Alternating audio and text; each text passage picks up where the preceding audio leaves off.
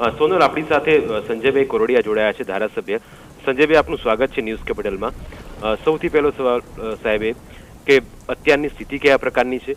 જે તસવીરો આવી છે ખૂબ જ અત્યારે ભયાનક લાગી રહી છે, કારણ કે એક ધારો વરસાદ ખાબકવાના કારણે આસપાસના વિસ્તાર અને જૂનાગઢની આસપાસના વિસ્તારની સ્થિતિ અત્યારે કેવા પ્રકારની છે, અને જે નીચાણવાળા વિસ્તારો છે એ લોકોને સલામત સ્થળે કેવી રીતે ખસેડવામાં આવી રહ્યા છે? જનરલી છેલ્લા 1.5 દિવસથી ખૂબ મોટા પ્રમાણમાં વરસાદ પડી રહ્યો છે.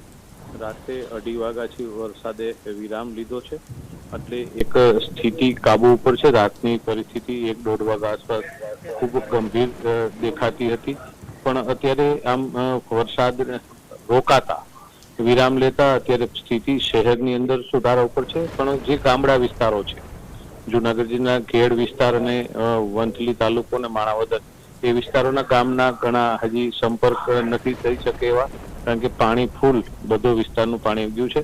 પણ મુખ્યત્વે જાનહાની અને નુકસાનીનું પ્રમાણ ઓછું દેખાઈ રહ્યું છે, અને જે લોકો કાંઠા વિસ્તારમાં હતા એમને સ્લોટર હાઉસ કે અલગ સલામત જગ્યાએ તંત્ર દ્વારા ખસેડવાની કાર્યવાહી છે. મુખ્યમંત્રી શ્રી સતર્ક બધાની સાથે સંપર્કમાં રહી અધિકારીઓ સાથે પદાધિકારીઓ સાથે અને સગવડતા કઈ રીતે થઈ શકે એવા પ્રયત્નો બધા કરી કે જે નીચાણવાળા જેટલા પણ વિસ્તારો છે, ગ્રામ્ય વિસ્તારો, કારણ કે માણાવદર, મટિયાણા એ આસપાસના જેટલા પણ તાલુકાના જે ગ્રામીણ વિસ્તારો છે ત્યાં પણ આ પ્રકારની સ્થિતિ જોવા મળી રહી છે, કારણ કે એક ધારો વરસાદ સતત ખાબકી રહ્યો છે.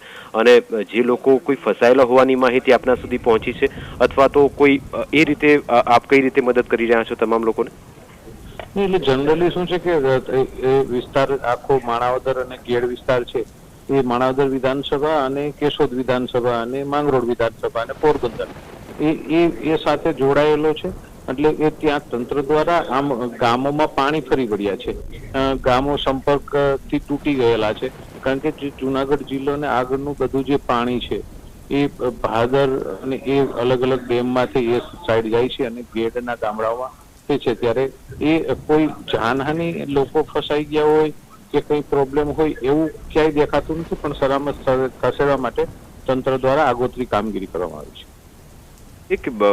આ પ્રકારનો વરસાદ અને એક ધારો વરસાદ આપે ક્યારે જોયો છે? કારણ કે જુનાગઢ અને ખાસ કરીને ગેડ પંથક આપ વાત કરી રહ્યા છો, કારણ કે આખો વિસ્તાર એ રકાબી ટાઈપનો છે, અને ત્યાં જ જ્યારે આ પ્રકારનો વરસાદ પડતો હોય ત્યારે એ વિસ્તાર આખો વરસાદી પાણીથી ઘેરાઈ પડે છે. શું આપને પણ આશંકા લાગી રહી છે કે આ વખતે જે સિઝનનો વરસાદ અત્યારે પડ્યો છે એવો વરસાદ એક ધારો ક્યારે કદાચ પડ્યો ન હોઈ શકે, અથવા તો આવું પહેલા પડી ચૂક્યો છે વરસાદ?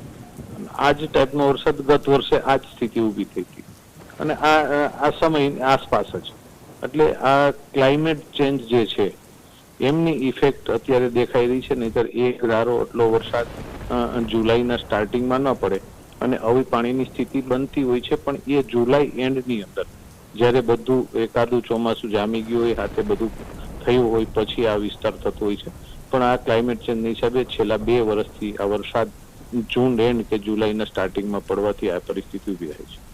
સર, છેલ્લો સવાલ, ન્યૂઝ કેપિટલના માધ્યમથી આપ જુનાગઢની જનતાને કોઈ સંદેશો પાઠવવા માંગતા હોય કે આ રીતની સ્થિતિ હોય, ગ્રામ્ય વિસ્તારોના લોકોને આ માધ્યમથી આપ સંદેશો મોકલવા માંગતા હોય કે આવી સ્થિતિ છે, ઘરની બહાર ન નીકળો અથવા તો પોતાનું કંઈક ધ્યાન રાખો?